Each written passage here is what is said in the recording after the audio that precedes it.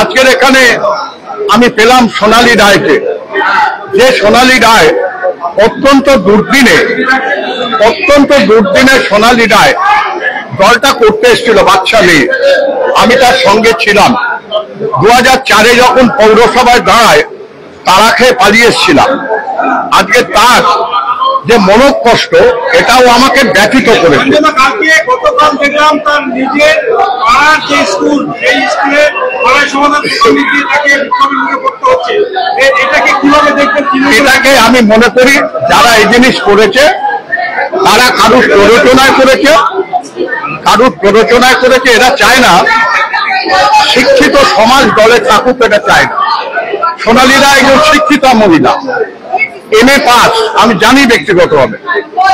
ওর career সম্পর্কে আমি যতটা জানি অনেকে জানে না।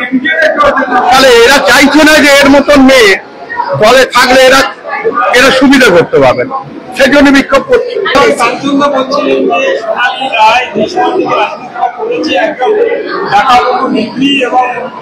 মাটির সঙ্গে মিশে রাজনীতি করেছে সোনালী রায়ের মনোকষ্ট। এই মুহূর্তে গতকাল বিধায়কের সঙ্গে বসলেন, মনোকষ্ট কি বলেছে, কালকে কি সমস্যার সমাধান হলো?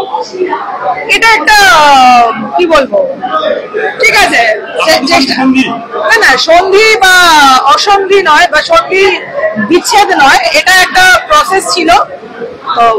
চলো প্রসেসের মধ্যেই আছে, কারণ একই দলের এবং একই সরকারের, একই প্রশাসনিক স্তরের, বিভিন্ন স্তরের আমরা বিভিন্ন পদাধিকারী, তো একটা কথাবার্তা চেষ্টা করা হয়েছে। দেখা যাক কতটা ফ্রুটফুল হয়।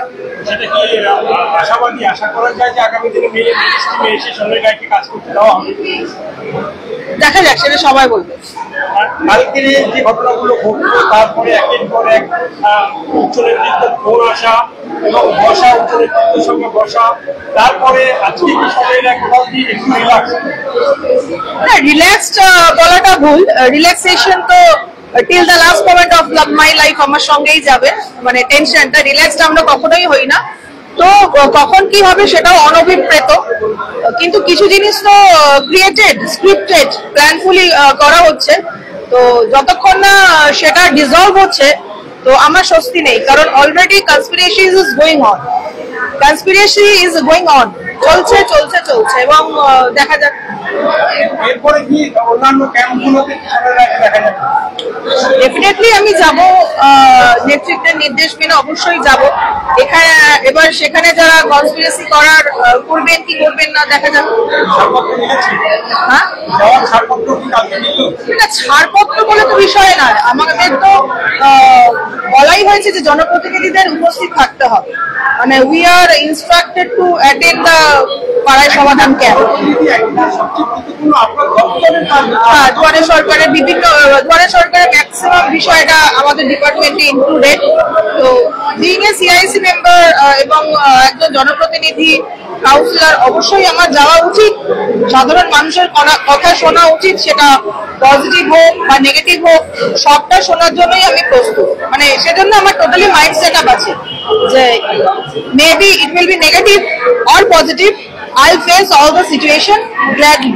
একটা কথা বলার দরকার ছিল, কিছু কথা বলার প্রয়োজন ছিল, ইনস্ট্রাকশন ছিল যে এক জায়গায় বসে কথা বলতে হবে, ইনস্ট্রাকশন ছিল, তো সেই জন্য কথা বলতে গিয়েছিলাম। দেখো,